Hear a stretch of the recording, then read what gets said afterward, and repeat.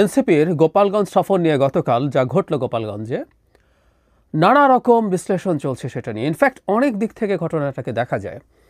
আমিও সিদ্ধান্ত নিয়েছি অন্তত দুটো ভিডিওতে এটা কভার করার চেষ্টা করব। এখনকার ভিডিওতে একটা অংশ, আর আমি আজই বিকেল বা সন্ধ্যার দিকে আরেকটা ভিডিওতে এটা আলোচনার চেষ্টা করব যে এনসিপি ওখানে গিয়ে রাজনৈতিকভাবে কোনো অর্জন করলো নাকি তার লস হলো, বা আওয়ামী লীগেরও অর্জন হলো নাকি লস হলো। এই দুটো দলই মূলত এখানে বেশি ইনভলভড, বাকিগুলো খুব বেশি না, সেগুলো হয়তো আলোচনায় আসবে। কিন্তু এই ভিডিওতে যেটা আলোচনা করতে চাই, গোপালগঞ্জে যা হলো, আমি এই প্রশ্নটা তুলে রাখবো, সেটা হচ্ছে এটা কি আসলে সরকার এবং এনসিপির যৌথ পরিকল্পনায় হয়েছে কিনা। অবশ্য কেউ বলতেই পারেন যে যৌথ পরিকল্পনায় হলেই এনসিপি যদি সেটার পার্ট হয়ে থাকে, জেনে থাকে, তাহলে তার নিশ্চয় জয় হয়েছে, সে নিশ্চয়ই খুবই সুবিধাজনক অবস্থায় আছে। যাই হোক, এগুলো নিয়ে কথা বলবো। কিন্তু এই প্রশ্নটা কেন করছি, গতকাল সকালেই আমি একটা ভিডিও আপলোড করেছিলাম, আপনারা যারা দেখেছেন তারা জানেন যে এনসিপি কেন গোপালগঞ্জে যাচ্ছে। যে গোপালগঞ্জে 5 আগস্টের পর থেকে বেশ কয়েকটা ঘটনা ঘটেছে যেটা আসলে সরকারের অলমোস্ট কোনো নিয়ন্ত্রণ ওই জেলার উপরে আছে সেটা বোঝা যাচ্ছিল না।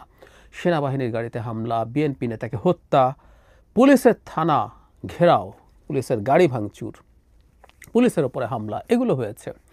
এবং প্রত্যেকটা ঘটনার অন্তত 3টা ঘটনাতেই আমি একই কথা বারবার বলেছি, সরকার গোপালগঞ্জকে কি স্বাধীন আওয়ামী গোপালগঞ্জ হিসাবে মেনে নিচ্ছেন? এটা কি বাংলাদেশের ভেতরে আরেকটা স্বাধীন দেশ হয়ে দাঁড়াচ্ছে?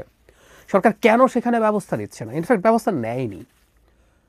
এখন প্রশ্ন হচ্ছে, এনসিপি বারবার বলছে তারা অনেক আগে ঘোষণা দিয়েছে তারা ওখানে যাবেন, কথাটা ভুলো না, কিন্তু এখানে যে এই পরিস্থিতি হতে পারে, আমি আমার সেই ভিডিওতেই আমি এটা নিয়ে আশঙ্কা প্রকাশ করেছি। খুব সাধারণ রাজনৈতিক খোঁজ খবর রাখেন সেই মানুষও বলবেন যে এখানে একটা ভয়ঙ্কর গোলযোগের সম্ভাবনা দেখা যাচ্ছিল। এখন জেনে শুনে এনসিপি কেন গেল?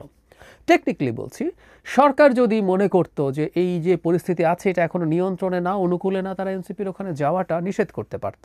অবশ্যই এনসিপি যাওয়া নিয়ে একটা বয়ান তৈরি করেছে, সেটা আমার অন্য ভিডিওতে কথা বলবো। সেটা বারণ করে দিলেই এই ঘটনাগুলো ঘটে না, তাই না?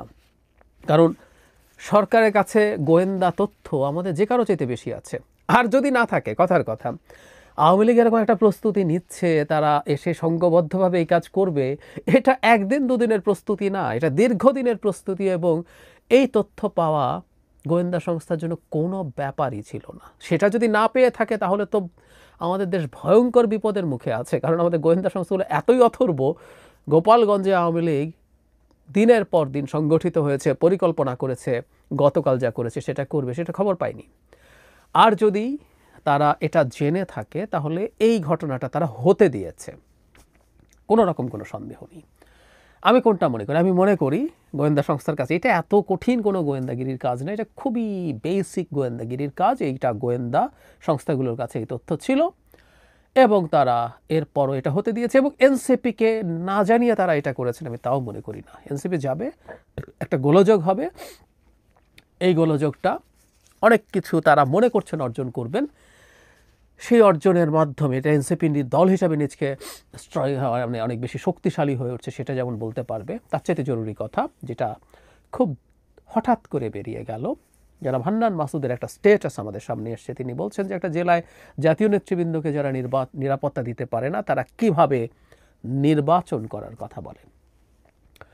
এনারা খুব তরুণ বলে আবেগের আতিশয্যে কথা খুব দ্রুত বলে ফেলেন, কিন্তু এই কথাগুলো আসছে আসলে। এবং এটা যে শুধুমাত্র হান্নান মাসুদ বলেছে তা না। কেউ কেউ বলতে পারেন হান্নান মাসুদ গুরুত্বপূর্ণ নেতা, কিন্তু তিনি তো সর্বোচ্চ নেতা নন। এনসিপির পক্ষ থেকে তো সেই পর্যায়ে থেকে কেউ এখনো বলেনি।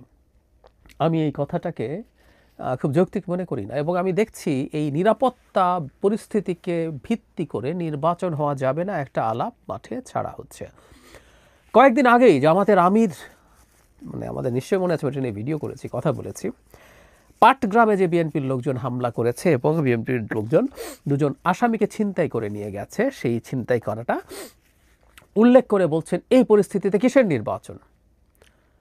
মজার ব্যাপার, জামাত আমির কিন্তু পটিয়ায় বৈষম্য বিরোধীদের হামলা নিয়ে কথা বলেননি। অত্যন্ত অযৌক্তিক অন্যায় কারণে সেখানে হামলা হয়েছে। এনসিপির সর্বোচ্চ পর্যায়ের নেতা পটিয়া থানা মাটির সাথে মিশিয়ে দেওয়ার আলাপ করেছেন, এমনকি শেষ পর্যন্ত সেই ওসিকে প্রত্যাহার করা হয়েছে। তিনি সেটা আনেননি। যাই হোক, থানা আক্রমণ হচ্ছে সেটা নিয়ে কথা। এখন গোপালগঞ্জে এরকম একটা ঘটনা ঘটলো, এমনি আমরা টেকনিক্যালি যদি চিন্তা করি, হুইচ ইজ নট রং, যে একটা নির্বাচন যদি হয়, গোপালগঞ্জে তো নির্বাচন না হয়ে থাকবে না, তাহলে গোপালগঞ্জে যদি নির্বাচন হতে যায় কী পরিস্থিতি দাঁড়াবে, এই প্রশ্নগুলো আসতে পারে। সাথে থানার উপরে হামলা হচ্ছে, বিভিন্ন জায়গায় যে কোনো সময় মব নেমে পড়ছে, যে কোনো কিছু করছে, যে কোনো কিছু ঘটাচ্ছে। এই পরিস্থিতি যখন, তখন নিরাপত্তা নিয়ে আলাপ। আমি বেশ কিছুদিন থেকে বলছি, অনেকগুলো ইস্যু আসলে মাঠে রাখা হচ্ছে নির্বাচন পেছানো নিয়ে। নির্বাচন কমিশন একটা ইস্যু, সেটারও কিছু আপডেট আছে, সেটা নিয়ে কথা বলবো। এই নির্বাচন কমিশনের অধীনে নির্বাচন করব না, কিন্তু নিরাপত্তা ইস্যুটাকে আসলে মার্চ মাসে জনাব নাহিদ ইসলাম একটা বীজ বপন করে রেখেছিলেন। তিনি রয়টার্স এবং এএফপিকে বলেছেন ডিসেম্বরের মধ্যে নির্বাচন হতে পারে না, কারণ আইনশৃঙ্খলা পরিস্থিতি ভালো না। একটু খেয়াল করি আমরা, যদি তাই হয়ে থাকে, এখন পরিস্থিতি মাঝে মাঝে আরও খারাপের দিকে যাচ্ছে, এটাও ভুল না কোনো কোনো ক্ষেত্রে। তাহলে ডিসেম্বরের পর ফেব্রুয়ারিতে কিভাবে নির্বাচন হবে? অবশ্য আমি এই প্রশ্ন করতে চাই, ফেব্রুয়ারিতে যদি নির্বাচন না হয়, প্রধান উপদেষ্টার শেষ সীমা হচ্ছে জুন, 4 মাসে কি ম্যাজিক ঘটবে? এই সরকার যখন 1 বছরের বেশি, মানে 1.5 বছর, ফেব্রুয়ারি মানে 1.5 বছরের মধ্যে যদি নির্বাচন, মানে তার নিরাপত্তা ব্যবস্থা ঠিক করতে না পারে, সে বাকি 4 মাসে কেন পারবে? তার মানে কি নির্বাচন 26 সালের জুনেও না, এটা আরও পরে নিয়ে যেতে হবে? কেউ কেউ 5 বছর টচর আলাপ করছিলেন, সেই জায়গার দিকে যাবে? এই প্রশ্নগুলো আসতে পারে এবং এগুলো খুব ভ্যালিড পয়েন্ট। কিন্তু যে কথাটা বলতে যাচ্ছিলাম, এই প্লটটা আসলে তৈরি করা হয়েছে, এবং নির্বাচন, মানে নিরাপত্তা ব্যবস্থা, আইনশৃঙ্খলা রক্ষার অবস্থা ভালো না, এটার ন্যারেটিভ তৈরির চেষ্টা।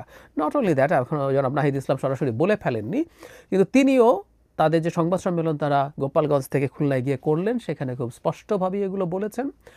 তারা তথ্য পেয়েছেন, তাদেরকে গ্রিন সিগন্যাল দেওয়া হয়েছে, তারপরও এরকম ঘটলো। এবং অনেকেই পুলিশের নিষ্ক্রিয়তার প্রশ্ন করছেন। একটা সময় সেনাবাহিনী এসে সেখানে হস্তক্ষেপ করেছে এবং এখানে 4 জন মানুষ মারা গেছে। মানে আমরা লেথাল ওয়েপন ব্যবহার করা হয়েছে। আমি নিশ্চিত নই কী ধরনের পরিস্থিতিতে এটা করা হয়েছে। লেথাল ওয়েপনের যে কখনো ব্যবহার করা যাবে না তা না, কিন্তু আমাদের বাহিনীগুলো ডিসপ্রপোর্শনেট বল প্রয়োগের ইতিহাস আছে।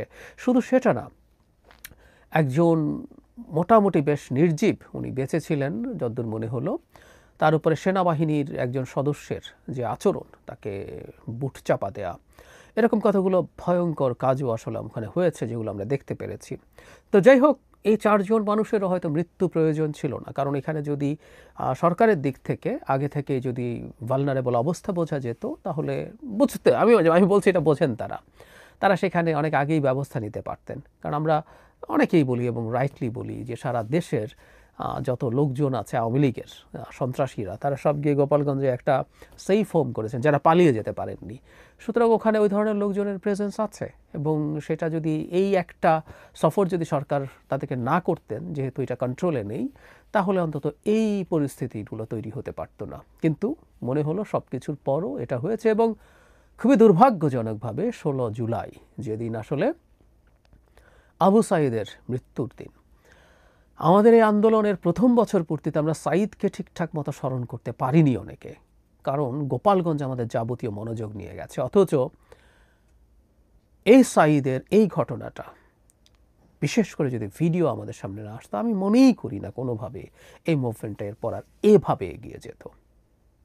একজন নিরস্ত্র, একজন তরুণ, তার আশপাশে কেউ নেই, কোনো ঝুঁকি তৈরি করছেন না, তাকে ঠান্ডা মাথায় গুলি করে হত্যা করা হলো না।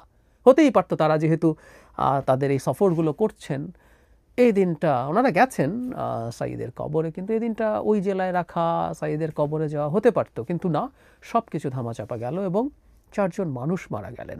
আমি একটা কথা খুব ক্লিয়ারলি বলতে চাই, আমাদের অনেকের সেলিব্রেশন দেখি এবং 2-1 আওয়ামী লীগের লোকজনকে পুলিশ হাতের কাছে পেটাচ্ছে, এটা নিয়ে খুবই উচ্ছ্বাস প্রকাশ করতে দেখি। আমাদের মনে রাখতে হবে, খুবই বিপজ্জনক, যদিও সবচেয়ে বিপজ্জনক সময়টাতে আমি এই কথা বলেছি, আওয়ামী লীগের মানুষজনের কাছেও না, তাদের প্রতিও আমাদের তাদের মানবিক মর্যাদা, মানে একজন মানুষ হিসাবে তার কতগুলো রাইটে তিনি এনটাইটেলড হবেন। তিনি আওয়ামী লীগ, তিনি বিভৎস সন্ত্রাসী, তিনি যাই হন না কেন, মানে আওয়ামী লীগ যে সন্ত্রাসী না এমনিও সমর্থন করে, আমার তাকেও ভয়ঙ্কর মানুষ মনে হয়, কিন্তু তারপরও তার সেই রাইটগুলো আছে, তিনি সেগুলো উপভোগ করবেন। সেই জিনিসগুলো খুবই জরুরি ছিল। এই ধরনের ঘটনা যতই ঘটে ততই এই ধরনের পরিস্থিতি তৈরি হয় যেখানে এই রাইটগুলো ভায়োলেটেড হয়। আমাদের এই সতর্কতাগুলো ভবিষ্যতে লাগবে। বটম লাইন হচ্ছে, অবস্থা দৃষ্টে মনে হয় সব জানাশোনার পরও এই ধরনের একটা সিদ্ধান্ত এনসিপি এবং সরকার মিলে নিয়েছে। নির্বাচন পেছানোর আলাপটা যদি এরকম দাঁড়ায়, আমি এটা বলি সবসময়, এই আলাপটা করে এক ধরনের লেভারেজ পেতে চায়, যেমন এনসিপি বিএনপির কাছ থেকে কোনো লেভারেজ চাইতে পারে, দ্যাটস ফাইন, আমি এটাকে খারাপভাবে দেখি না। কিন্তু যদি এটা এরকম হয়ে দাঁড়ায় যে এনসিপি আসলেই নির্বাচন পিছিয়ে দিতে চায়, পিছিয়ে মানে অনির্দিষ্টকালের জন্য পিছিয়ে দিতে চায়, এবং সেই ষড়যন্ত্র, আমি ষড়যন্ত্রই বলবো, তারা এই ষড়যন্ত্রের পার্ট হচ্ছে, তাহলে এটা খুবই ভয়ঙ্কর ব্যাপার হবে। এবং সরকারের দিক থেকেও সেটা, এই সরকার জনগণের শত্রুতে পরিণত হতে খুব বেশি সময় লাগবে না, এটা তাদের মনে রাখা উচিত। গোপালগঞ্জের ঘটনা যেভাবে হ্যান্ডেল করা হলো, যেভাবে হতে দেয়া হলো, যা যা ঘটলো, অত্যন্ত অত্যন্ত বেসিক রাজনৈতিক জ্ঞান নিয়ে এটা নিশ্চিতভাবে বলা যেত এটাই হতে যাচ্ছে, কিন্তু হতে দেয়া হয়েছে বলে আমি মনে করি। অল্টারনেটিভ ব্যাখ্যা আছে, কিন্তু আমি এই ব্যাখ্যাটাকেই সিরিয়াসলি গ্রহণ করতে চাই।